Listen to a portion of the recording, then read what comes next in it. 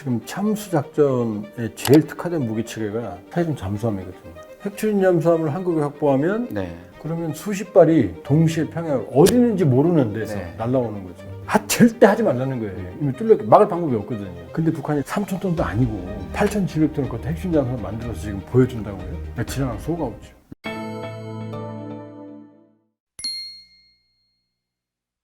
김정은이 여러 가지 지금 보이는 반응을 보면 우리 군의 어떤 전력이라든가 이런 거에 상당히 민감하게 반응하거든요. 특히 현무 5처럼 적 지휘부 괴멸 뭐 이런 데 쓰이는 벙커, 지하 벙커를 어떻게 한다 이런 벙커버스터에 대해서도 민감하게 하는데 김정은 입장에서 지금 우리 무기 체계 중에서 어떤 부분이 제일 좀 신경이 쓰일까요? 참수작전이죠. 군 전력하고 그렇죠. 사이? 무슨 얘기냐면 북한은 오로지 김정은을 위한 체제입니다. 김정은의 호위 병력을 보면 평방사, 평양방어사령부가 15만에서 20만으로 추정이 돼요. 우리 지금 수방사죠. 그 다음에 호위총국. 네. 호위총국도 한 5만 명 정도로 추정이 됩니다. 이게 다 김정은만 보호하는 거예요. 그렇죠. 말이 평양방어사령부지. 그 다음에 974 부대라는 김정은의 근접 호위하는 우리 지금 청와대 경호실이죠. 그렇죠. 한 4천 명 됩니다. 그리고 우리가 남북 정상회담 보면은 김정은 차 옆에서 막 뛰어다니죠. 네. 그 친구들이 한 50명 되거든요. 그 친구들은 같이 죽을 수 있는 친구들이에요. 마두로 체포할 때 거기 있던 경호원 예, 경호원들 80명 예, 뭐 있다가 예. 죽은 쿠바 친구들.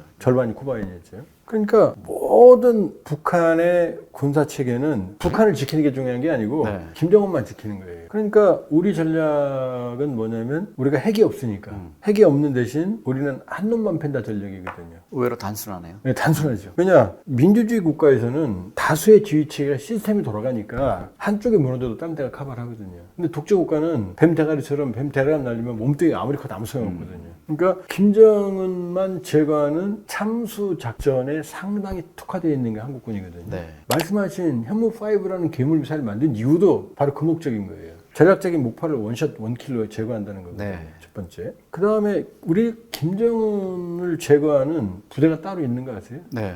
13 특수임무여단이 네네. 과거 13공수예요. 충북 증평에 있는. 대략 정확한 규모는 알 수 없지만 이제 장성급이 지휘를 하고 원래 이제 여단장이 별 하나입니다. 그렇죠. 별 하나에서 둘이 왔다 갔다 하거든요. 이게 이제 우리가 알고 있는 네이비실이나 그 다음에 델타포스 이 친구들과 유사한 개념입니다. 이 13 특수임무여단의 목표는 뭐냐면은 북한 지휘부 제거입니다. 북한이 아무리 막강한 재래력을 갖고 있다 하더라도 한 놈만 패는 쪽으로 특수한 특화된 무기 체계와 부대를 운영하면 네. 김정은은 피곤하죠. 나만 찾아오니까 네. 왜 나만 따라가거든요. 북한의 입장에서는 기억나세요? 무인기 침투. 네. 그래서 김정은이 직접 공개했잖아요. 북한 자기 집무실 상공을 3번이나 아, 그렇죠. 네. 그 얘기는 화가 나서 한 얘기지만 그 뚫었잖아요. 그래서 사실 방어를 못한 거죠, 어떻게 예, 보면. 못한 거죠. 뚫었잖아요. 그럼 저 사람들 입장에 김정은 정권이 왜 저렇게 무인기에 길길이 날뛰냐면 3번이나 뚫렸잖아요. 아, 그래서 지금 재발 방지를 재발 방지를 거죠. 절대 하지 말라는 거예요. 이미 뚫려 막을 방법이 없거든요. 재발 방지인데 재발 방지네요. 재발 방지, 재발 방지. 그렇게 본다면 이게 이제 마두로 체포 작전과 연계가 되면 사람이 타고 왔어도 못 잡는 거 아니에요. 그렇죠. 그 무인기가 아무리 작아도 레이더망으로 보통 잡을 수 있어요. 못 잡은 거예요. 평양 방어망이 그만큼 형편없다는 거예요. 형편없다니까. 그리고 잡았어도 격추를 못 시킨 거죠. 그러니까 그렇게 본다 그러면은 북한의 입장에서는 한국형 참수 작전에 활용되는 무기 체계들, 네. 그러니까 현무 5라든지 아니면 표도 마찬가지예요. 그다음 13 특수임무여단이라든지 한 이런 부분들이 제일 껄끄럽죠. 김정은이 최근에는 또 8,700도급 그 잠수함 공개를 했잖아요. 예. 이미 뭐 선체까지 다 만들어져 있는 이런 건데 그 동안에 보면은 한국이 뭐 잠수함의 핵잠수함 쪽은 발목이 묶여 있으니까 좀 김정은으로서는 느긋했을 텐데 이게 트럼프가 우리 정부 족쇄를 좀 풀어주면서 김정은 입장에서는 좀 다급해진 측면도 있는 겁니까? 아주 다급하죠. 왜냐하면 지금 참수 작전에 제일 특화된 무기 체계가 사실은 잠수함이거든요. 왜냐하면 잠수함은 물속에 들어가면 일단 못 찾는다고 보시면 됩니다. 네. 그 영화 보면은 잠수함 전쟁 영화 보면 서로 막 잠수함이 추격하잖아요. 네. 쫓기잖아요. 그래서 어뢰 쏘고 재밌죠. 그 새빨간 거짓말입니다. 인류 역사상 잠수함끼리 서로 도전한 사례가 없어요.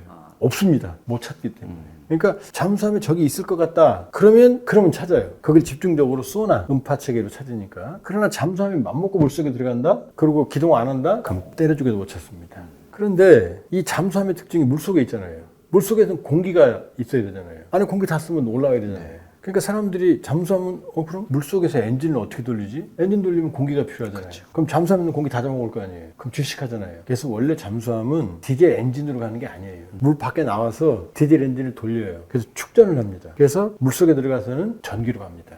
2차 세계대전 때 유보트 잠수함 같은 거 보면 지금 잠수함들이 이렇게 소세처럼 안 생겼죠. 네. 배처럼 생겼죠. 왜냐? 축전 능력이 떨어지니까 평상시엔 배로 가요. 작전할 때만 잠깐 들어갑니다. 근데 잠수함의 특징이 뭐냐? 얘는 걸리면 죽거든요. 물 밖에 나와 있으면. 없잖아요. 무기가 없잖아요. 그러니까 물속에 오래 있는 거를 개발하기 위해서 사람들이 머리를 돌려서 자, 물속에 있다가 안 나와요. 이제 어떡하냐면 수면 위로 와서 여기다 빨대만 쭉 올립니다. 그래서 공기만 빨아들여서 여기서 엔진 이걸 스노클이라고 그래요. 네. 스노클링. 근데 적외선 탐지 장치가 개발되니까 비행기에서 보면 멀리서 뻘겋게 보이거든요. 예. 그러니까 이 죽잖아요. 그러니까 계속해서 개발했어요. AIP라고 그래서 그건 공기 불필요, 불요. 그러니까 스털링 엔진, 네. 그 다음에 리튬 이온전 연료전지부터 시작해서 온갖 머리를 굴려도 물속에서 최대 재래식 잠수함이 자망할 수 있는 기간은 3주를 넘지 못해요. 네. 근데 그걸 그럼 3주에 있느냐? 그건 조용히 있을 때예요, 이렇게 갈 때. 근데 만일에 전투가 벌어져서 급기동을 하죠? 그러면 한두 시간이면 방전이 다 돼요. 뭐 올라와야 돼요. 이게 잠수함의 치명적인 약점이에요. 그런데 핵추진은요? 핵분열이니까 공기가 필요 없잖아요. 네. 그러니까 핵추진 잠수함은 이론적으로 연료봉 교체 주기 10년, 20년, 30년 동안은 물속에서 안 나올 수가 있어요. 네. 근데 이제 그렇게 못 있죠. 뭐가 이러잖아요. 그렇죠. 그 다음에 몇 달 동안 사람이 있으면 미치거든요. 그러니까 핵추진 잠수함의 작전 주기는 2달에서 석 달로 보거든요. 근데 그 기간 동안은 안 나올 수 있어요.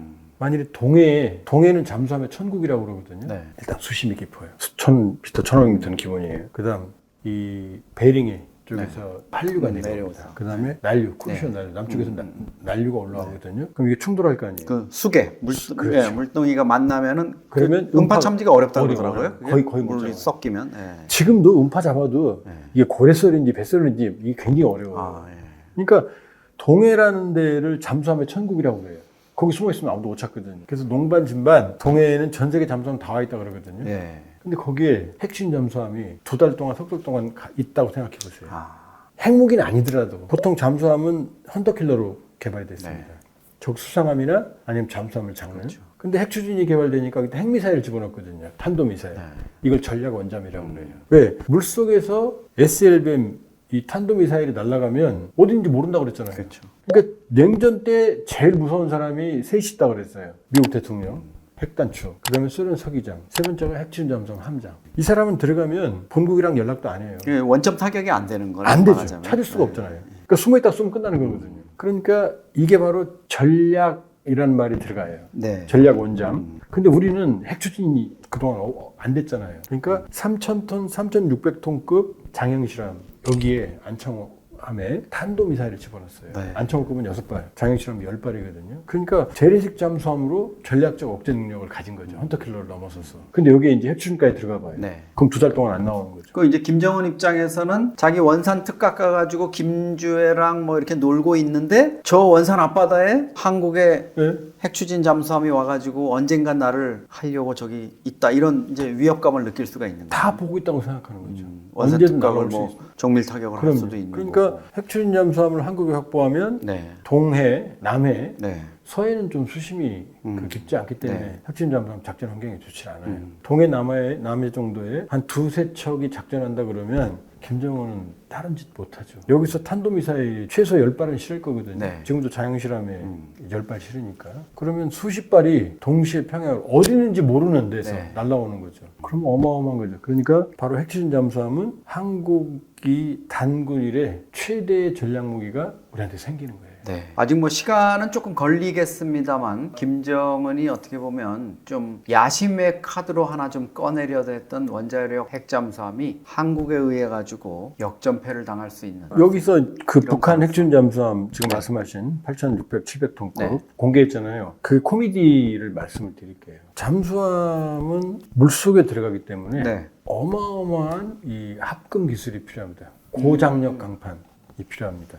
압력을 네. 100m당 1제곱미터에 100톤씩 이 압력이 가야 되거든요. 그러니까 300m면 300톤이라는 얘기예요. 네. 1제곱미터. 그러려면 이 강을 생산할 수 있는 능력이 있어야 돼요. 네. 우리 HY100에서 HY200까지 만들 수 있거든요. 북한이 고정력 강판 생산 못해요. 그러니까 껍데기 만들었어도 저건 일반 강철이라는 얘기죠. 김정은이 그 공개한 잠수함 보면서 저도 좀 의아했던 게 우리 같은 경우는 잠수함 이렇게 보면 검은 칠 돼가지고 아주 이렇게 매끈하게 돼 있는데 왜 이렇게 울퉁불퉁한 거예요? 이 철판이 어디 용접 띄어다가 붙인 것처럼. 용접 기술이 없는 거고요. 그다음 자 일단 고장력 강판 생산 능력이 없고요. 네. 두 번째 원자력 추진 잠수함은 핵추진 잠수함은 원자를 놓은 상태에서 네. 여기다 껍데기를 씌우거든요. 그렇죠. 그러니까 저 완성된 거 보여줬다는 얘기는 원자로가 여기 들어있다는 얘기거든요. 네. 북한 원자력 생산 못합니다. 그럼 러시아에서 준 게 아니냐 이런 얘기 나오잖아요. 네.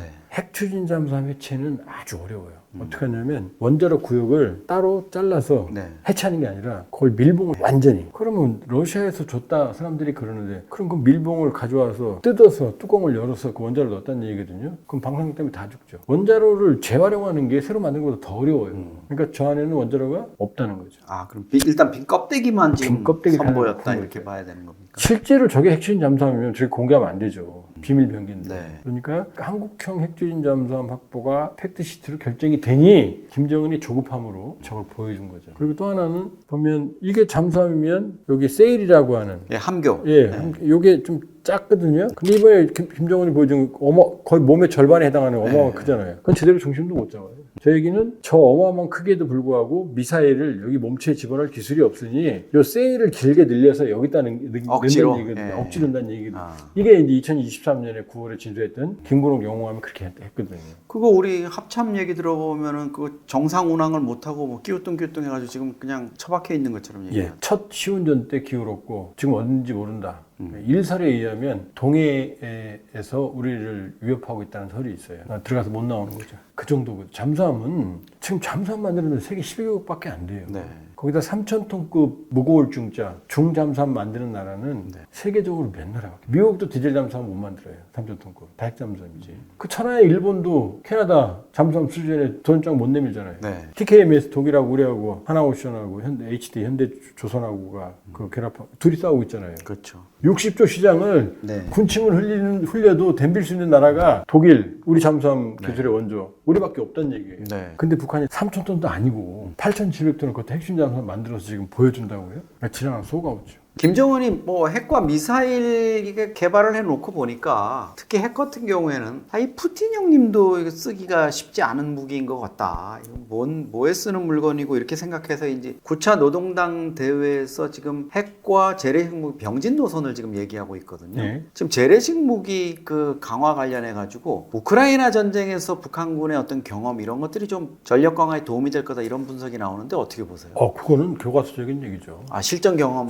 플러스 알파? 그럼요. 실전 경험은 어마어마하죠. 자, 인민군의 실전 경험이 있고 중요한 건 본인들의 무기 체계를 현장에서 사용을 해서 계속 개량하는 신사격을 해봤죠. 그럼요. 이제. 그러니까 미군이 쌈 잘하는 이유는 쟤들은 매일 전쟁하거든요. 그러니까 마드로 잡아간 게 우연이 아닌 거예요. 매일 전쟁을 하면서 쌓인 노하우거든요. 네. 북한군으로서는 어마어마한 도움이 되는 거죠. 네. 그런데 자, 이거는 이제 한 면이고 살아남아야 될 거 아니에요. 가 죽으면 의미 없잖아요. 네. 지금 국정원 판단으로 북한군 전사자가 2,000명. 그러면 전사자와 부상병 비율이 정상적이면 대략 3대 1이거든요. 그럼 2,000명 전사했으면 부상자는 6,000명이라는 얘기죠. 그럼 합치면 8,000명입니다. 이 2,000명 전사할 때까지 북한이 파병한 인원이 그때까지 15,000이었어요. 네. 그럼 절반이에요. 그럼 전멸한 거예요.